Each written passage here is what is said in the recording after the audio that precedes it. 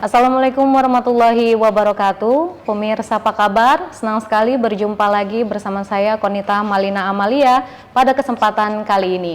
Pemirsa, salah satu program prioritas pemerintah Provinsi Banten yakni membangun dan meningkatkan kualitas infrastruktur dengan berbagai upaya kondisi infrastruktur yang diklaim telah terlihat baik bahkan ditarget mantap setiap tahunnya.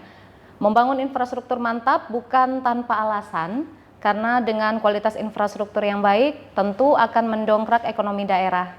Untuk itu, sebagai legislatif, Komisi 4 DPRD Banten juga turut mendorong pemerataan infrastruktur di Banten. Mengingat Banten memiliki 8 kabupaten kota yang harus tersentuh pembangunan infrastrukturnya. Dan pemirsa, kita akan membahas terkait hal tersebut bersama Bapak Haji Nawawi Nur Hadi SS selaku anggota Komisi 4 DPRD Banten sekaligus Ketua DPC PKB Pandeglang. Assalamualaikum Bapak. Waalaikumsalam warahmatullahi wabarakatuh. Baik ya Pak ya? Sehat Pak? Alhamdulillah baik. Sehat. Alhamdulillah. Ini sebelum kita masuk ke pertanyaan nih Pak, ini saya mau tahu Bapak ini bisa menjelaskan untuk background Bapak sebagai anggota Dewan ini Pak, seperti apa? Oh ya, ya baik. Saya berasal dari daerah atau desa di wilayah selatan ya, tepatnya sih di Desa Panimbang Jaya, wilayah pesisir. Dulu saya sebelum terjun di politik saya usaha di bidang perikanan. Seperti itu. Tapi yang jelas saya bergabung bersama PKB itu tidak jauh dari begitu selesai kuliah. Saya 2002 langsung aktif berpartai walaupun waktu itu saya menjadi pengurus tingkat kecamatan ya dari 2002. Dan alhamdulillah 2029 saya ikut pemilu tingkat kabupaten, ya pernah menjadi anggota DPRD Kabupaten Pandeglang juga. Oke, jadi memang sebelum ke provinsi di Kabupaten Pandeglang dulu ya Pak ya? Oke. Mungkin ada background ini kan Bapak bisa masuk ke anggota Dewan, ingin menjadi anggota Dewan. Mungkin ada sebelumnya yang melatar belakangnya Bapak ingin masuk ke dunia politik itu apa Pak? Ya, paling tidak saya melihat banyak hal-hal ya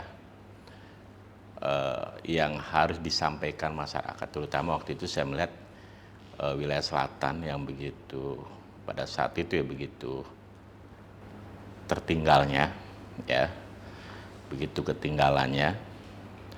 Makanya ini perlu nih harus ada penyaluran ya, ada yang memperjuangkan ya aspirasi masyarakat selatan pada saat itu supaya pemerintah tahu, terutama pemerintah daerah, kondisi-kondisi di wilayah selatan itu seperti apa. Nah, saya berharap ketika saya menjadi anggota legislatif ini bisa menyampaikan ya aspirasi dari masyarakat ini supaya ada percepatan pembangunan terutama. Seperti itu. Baik Bapak, berarti ini memang Bapak sudah matang betul nih seperti apa nih kondisi di lapangan ya Pak ya? Ya, insya Allah memahami karena saya dari masyarakat. Oke, dari masyarakat. Betul Pak. Nah ini kita sedikit mengulas Pak yang tadi dengan infrastruktur di Provinsi Banten. Ini kan memang harus ada pemerataan, apalagi ini kan Provinsi Banten kan dekat dengan ibu kota di Provinsi DKI, Jakarta, kemudian juga dari Sumatera. Nah ini menurut Bapak bagaimana gambaran kondisi infrastruktur di Banten? Apakah sudah terbilang baik? Ya, kalau saya lihat kalau untuk kewenangan Pemprov Banten sendiri saya rasa cukup bagus ya. Bahkan boleh dikata sudah selesai untuk kewenangan-kewenangan provinsi ya, seperti jalan-jalan provinsi jalannya sudah jalan mantap, disebutnya jalan mantap. Hanya saja persoalannya kalau di wilayah selatan ya, terutama di wilayah Pandeglang, karena geografisnya cukup luas ya, kemudian juga saya melihat PAD Pandeglang juga tidak terlalu besar karena memang wilayah-wilayah pertanian perkebunan dan masih ada banyak hutan juga. Jadi banyak sekali infrastruktur pedesaan, kecamatan ini ya masih sebetulnya itu kewenangan kabupaten ya. Ini masih banyak yang belum tersentuh. Seperti itu. Sehingga kalau saya lihat ini ada ketimpangan lah antara Banten Utara dengan Banten Selatan. Seperti itu. Oke Pak, berarti memang ada ketimpangan ini yang memang mungkin ada sedikit belum merata begitu ya Pak ya? Ya, artinya dalam hal ini Pemprov harus gerak cepat ya. Gerak cepat mengintervensi jalan-jalan yang awalnya memang itu kewenangan kabupaten. Ya. Makanya dengan adanya semacam program Bang Andra ya, ini jelas menurut saya itu cukup membantu ya untuk percepatan infrastruktur di wilayah Pandeglang, terutama jalan-jalan poros desa itu. Poros desa, Ya. baik Bapak. Berarti memang ini infrastruktur selalu ini masuk dalam 3 layanan dasar masyarakat yang memang perlu diperhatikan ya Pak ya? Betul, betul. Dan menurut Bapak untuk saat ini seberapa besar perhatian pemerintah terkait dengan hal tersebut Pak? Kalau saya melihat sih sebetulnya semua pemimpin ya semua gubernur ini menghendaki pembangunan infrastruktur ini ya menjadi prioritas sebetulnya, karena ini bukan memang ini menjadi tolak ukur ya keberhasilan pemimpin ini untuk memimpin suatu wilayah ya.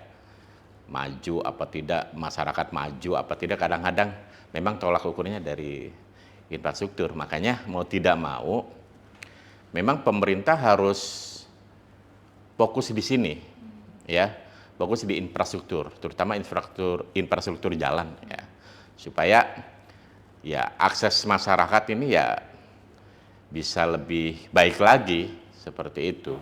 Oke, baik, berarti memang Bapak juga melihat bahwa kita berdekatan dengan Provinsi DKI Jakarta, kemudian juga ada Provinsi Jawa Barat dan juga Sumatera ya Pak. Menurut Bapak melihat apakah ini sudah baik di Provinsi Banten pembangunannya atau justru ini sepertinya masih jauh gitu? Ya, kalau di beberapa wilayah seperti Tangerang ya, Tangerang Raya mungkin sudah cukup bagus ya, walaupun di beberapa daerah di Kabupaten Tangerang itu masih ada yang perlu dibenahi. Tapi kalau kita melihat di wilayah selatan seperti Pandeglang, Lebak, memang sepertinya kita ini dekat di mata tapi jauh di hati. Ya, kita dekat dengan ibu kota tapi seolah-olah masyarakat ini belum merdeka. Ya, karena masih banyak ada kasus-kasus jalan yang masih rusak, bahkan sama sekali tidak tersentuh pembangunan, bahkan jembatan-jembatan yang sudah tidak layak untuk dilewati, atau bahkan memang masih perlu banyak jembatan yang harus dibangun, ya seperti itu. Oke, berarti kalau untuk di daerah Bapak sendiri itu seperti apa Pak? Di Pandeglang masih sangat banyak ya yang harus dibenahi dan dibangun ya, dari Cadasari sampai ujung sumur sana sampai Cikesik masih banyak lah yang harus dibenahi, terutama kalau kita masuk ke wilayah pedesaan seperti itu. Oke, baik Bapak. Nah, untuk menurut Bapak sendiri seharusnya dalam pembangunan infrastruktur apa yang perlu diperhatikan terkait dengan urgensi kebutuhan masyarakat atau lainnya, dan bagaimana menurut Bapak dengan pelaksanaan jalan nasional di Banten? Ya, tentunya yang harus diperhatikan itu ya jalan-jalan poros desa lah, terutama. Tadi saya sudah mengatakan kalau untuk kewenangan provinsi sendiri sudah boleh dikatakan cukup baik ya, cukup bagus. Cuman yang menjadi problem ini terutama di Pandeglang ini jalan-jalan antar desa, antar kecamatan ini ya, yang perlu boleh dikatakan ya harus ada percepatan supaya masyarakat juga merasakan bahwa negeri ini sudah merdeka ya. Saya sering turun ke bawah ya, kadang-kadang mereka kok ini jalan Pak dari zaman dulu nggak pernah dibangun katanya kan. Artinya kan mereka tidak merasakan nikmatnya negara ini merdeka kan. Oleh karena itu supaya pembangunan ini merata ya Pemprov sendiri harus intervensi lah, terutama di wilayah-wilayah Pandeglang Lebak ini yang notabene wilayah cukup luas, ya kan? Tapi backupan APBD, PAD daerah atau PAD kabupaten sendiri kan masih minim ya. Nggak mungkin lah kalau hanya mengandalkan APBD kabupaten sepertinya ya. Kalaupun itu ya butuh berapa puluh tahun lagi kan baru selesai. Seperti itu. Baik Bapak. Nah untuk kita juga ketahui bahwa jalan nasional juga banyak melintasi di Banten. Nah ini seperti apa? Ya, kalau jalan nasionalnya saya rasa kalau di Pandeglang cukup bagus lah ya. Setiap tahun ada perbaikan ya, ada ya cukup bagus ya kalau saya lihat. Hanya saja mungkin kalau untuk wilayah Pandeglang ya ini harus ada pengembangan juga ya, seperti jalan dari mana itu, dari Cadasari ya, perbatasan Pandeglang, atau dari Palima ke sana ya sampai ke kota, terus Mengger ya, sampai Mengger itu harusnya ya sudah 2 jalur lah ya. Kita tahu sendiri setiap hari ya, bahkan apalagi kalau weekend kan kadang-kadang sering krodit juga atau sering padat ya. Kayaknya harus segera itu untuk dibuat 2 jalur itu ya. Walaupun kalau kondisinya masih oke lah ya. Sampai ke wilayah selatan kalau jalan nasional termasuk ke Panimbang sampai ke Cibaliung ya. Itu cukup bagus sih. Ya. Jadi memang untuk pemerintah provinsi dengan pusat memang sinerginya cukup baik begitu ya Pak cukup untuk baik, jalan nasionalnya cukup Pak baik. ya. Hanya perlu ditingkatkan lagi ya. Yang semula mungkin satu jalur itu ya satu jalur ya. Sekarang harus 2 jalur. Oke, ya kan memang banyaknya juga aktivitas masyarakat dan kendaraan juga ya Pak ya. Jadi memang Ya, harus apalagi di wilayah Jalupang kan ada tambang. Nah, itu wilayah Pandeglang itu terutama ya dari Saketi bisa ke arah ke Carita atau dari Saketi arah ke Pandeglang. Itu kan lintasan mobil-mobil yang bawa hasil itu ya, tambang, terutama pasir itu. Betul. Ya. Jadi harus ditingkatkan ke depannya ya, baik kualitas maupun lebarnya. Betul sekali. Jika melihat pembangunan infrastruktur yang mampu mendongkrak ekonomi daerah, apakah Bapak yakin untuk pembangunan infrastruktur ini yang mampu untuk mendongkrak ekonomi daerah, dan juga seberapa peranannya menurut Anda Pak?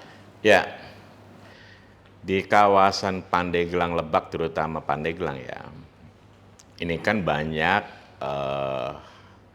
hasil-hasil alam ya, seperti pertanian, perkebunan, bahkan pariwisata juga. Nah, ketika infrastruktur ini tidak support, tidak didukung oleh infrastruktur, ini kan bisa menambah cost mereka, ya, sehingga hasil-hasil pertanian ini di tingkat petani murah, tapi pedagang mahal kayak gitu kan, karena infrastruktur yang tidak support, ya. Dan juga ini bisa menghambat juga mobilitas ekonomi masyarakat juga, ya, ketika bawa-bawa hasil pertanian maupun perkebunan. Dan karena infrastruktur ini juga penting untuk, terutama untuk spot-spot wisata ya yang ada di wilayah Pandeglang. Ketika infrastrukturnya tidak menunjang kan wisatawan juga enggan berdatangan ya, karena infrastruktur tidak menunjang. Oleh karena itu, kalau infrastruktur ini bisa cepat, ya, artinya dibangun, saya yakin lah ini bisa meningkatkan kesejahteraan masyarakat. Paling tidak mobilitas masyarakat ini tidak terganggu dan bisa menurunkan kos, ya, kos ekonomi lah, ya, seperti itu. Dan bisa untuk wisatawan sendiri, ya, ini bisa menaikkan wisatawan, ya, untuk berkunjung ke wilayah-wilayah spot-spot wisata tadi. Ya, tapi kalau misal jalan rusak, hancur, jembatannya nggak mengkhawatirkan, kan mereka juga takut lah. Ya, males Ya, begitu ya, Pak? males ya Ya, gitu betul. kan, seperti itu. Oke, baik. Menurut Bapak sendiri, apakah masyarakat sudah dapat merasakan keberhasilan pembangunan infrastruktur yang saat ini sedang dibangun dan juga memang sudah dilakukan sebelumnya? Ya mungkin di beberapa wilayah ya sudah mulai manfaatnya, tapi tadi saya sampaikan juga kalau Pandeglang ini cukup luas, jadi masih banyak yang harus dibenahi, ya, seperti itu. Oke, Bapak, ini mengapa disparitas atau ketimpangan pembangunan dari infrastruktur itu masih terjadi, Pak? Ya, saya rasa karena mungkin pemimpin di kita ini ya dulu-dulu hanya masih sebatas memprioritaskan untuk kepentingan industri mungkin ya, ataupun ya paling tidak di bidang itu ya, atau mungkin bisa jadi karena memang ada keterbatasan anggaran, sehingga ini wilayah-wilayah pertanian, wilayah-wilayah ya perkebunan yang tidak ada, notabene di situ tidak ada industri, ya, ini jarang diperhatikan. Itu padahal ini juga tidak kalah penting sebetulnya. Tidak kalah penting. Ketika ini dibangun, ya, infrastruktur pertaniannya dibangun, ya, wilayah-wilayah yang menjadi tempat-tempat wisata dibangun, ya, jalan-jalan yang menuju tempat wisata dibangun, saya yakin ini bisa saling melengkapi, karena bagaimanapun juga industri juga butuh bahan dasar yang notabene dari pertanian maupun perkebunan, seperti itu. Oke. Baik, Bapak, untuk Bapak sendiri kan beberapa waktu lalu DPRD Banten menggelar reses. Nah, Ya. Bapak kan berarti pulang untuk menyerap aspirasi masyarakat Bapak sendiri. ya, Nah, ini apa yang banyak dikeluhkan oleh masyarakat? Masih tidak jauh berbeda. Saya setiap kali reses dari awal ya, dari periode pertama ya, saya menjadi anggota DPRD Banten, sampai hari ini yang masih menjadi keluhan itu infrastruktur. Ya, baik poros desa, antar kecamatan maupun jalan lingkungan. Nah, ini jalan lingkungan ini banyak sekali ya yang dikeluhkan warga. Oke. Nah, untuk yang memang harus segera diserap nih, ini kan Bapak kan juga sudah banyak catatan-catatan dari masyarakat untuk langsung disampaikan kepada teman-teman di DPRD. Itu seperti apa, Pak? Apa saja maksudnya tadi yang jalan lingkungan, selain jalan apa lagi, Pak? Ya, tentunya terutama di wilayah Pandeglang ya, selain jalan-jalan lingkungan ya kayak seperti drainase ya, kemudian juga normalisasi sungai, kali. Ini sangat penting terutama di wilayah selatan ya, terutama wilayah Panimbang, terus Sukaresmi, Patia, kemudian Sobang. Itu kan wilayah-wilayah pertanian, datarannya dataran rendah. Nah, ini ketika musim hujan kebanjiran, ketika musim kemarau nggak ada air. Nah, ini kan menjadi problem ya. atau paling tidak ini menjadi pemikiran kita bagaimana paling tidak meminimalisir lah ketika musim hujan, ya jangan sampai banjir, kalaupun banjir ya cepat surut kayak gitu kan. Dan kalaupun kemarau ya jangan sampai nggak ada air sama sekali kayak gitu. Oke, baik Bapak. Berarti ini memang ya masih kemarin juga kan sempat ada Pandeglang banjir. Ya. Nah, itu memang harus segera diatasi ya Pak ya? Segera lah, kan itu bisa merugikan masyarakat. Satu, merugikan masyarakat, juga mengganggu aktivitas ekonomi juga, ya. Merugikan masyarakat yang jelas, ya. Banyak barang-barang yang rusak, bisa hilang, kemudian mereka juga tidak bisa aktivitas. Apalagi lahan-lahan pertanian yang terendam, seperti itu. Merugikan sekali ya Pak. Pesawahan yang terendam itu, iya jelas. Oke, baik Bapak. Nah, lalu ini Bapak apa saran dan sumbangsi legislatif kepada eksekutif untuk segera merealisasikan keinginan dan kebutuhan masyarakat? Ya, di kita ya legislatif tentunya adanya kegiatan misal semacam reses ataupun kita berkunjung langsung ya ketemu masyarakat, paling tidak ini menjadi sumber data kita ya yang kita catat, kemudian kita tampung. Nah, kemudian tentunya kita sampaikan ke Pak Gubernur maupun ke OPD-OPD terkait supaya ini betul-betul menjadi prioritas lah ya untuk pembangunan Banten ke depan. Seperti itu. Makanya di samping kita melakukan reses, kita juga sering mengundang lah, memanggil para OPD-OPD terkait ini ya untuk berdiskusi ya. Kita kasih masukan ya supaya ini ya diperhatikan, walaupun ya itu tadi kadang-kadang kembali lagi ke persoalan anggaran yang terbatas. Tapi paling tidak kita mengharapkan ya yang urgent-urgent ini ya seperti infrastruktur yang rusak berat ya, yang susah dilalui apalagi kalau musim hujan, kemudian juga terkait persoalan banjir. Nah, ini juga menurut saya ini menjadi sesuatu yang prioritas ya, yang tidak bisa ditunda-tunda ya, seperti itu.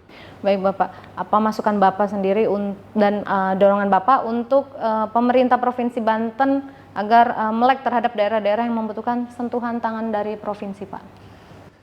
Ya, saya berharap sih ke depan pemerintah, terutama pemerintah Provinsi Banten, ini infrastruktur menjadi ya menjadi fokus pembangunan yang utama lah ya, terutama di wilayah selatan ya, karena bagaimanapun juga pembangunan infrastruktur ini ya bisa ya mampu mempercepat kesejahteraan ya, mempercepat kemajuan masyarakat kita ya. Ketika infrastrukturnya bagus, baik infrastruktur jalan maupun yang lainnya ya, infrastruktur pertanian ataupun jembatan ataupun irigasi ya, saya yakin lah ya ini bisa mempercepat kemajuan masyarakat karena aksesnya gampang, mudah ya.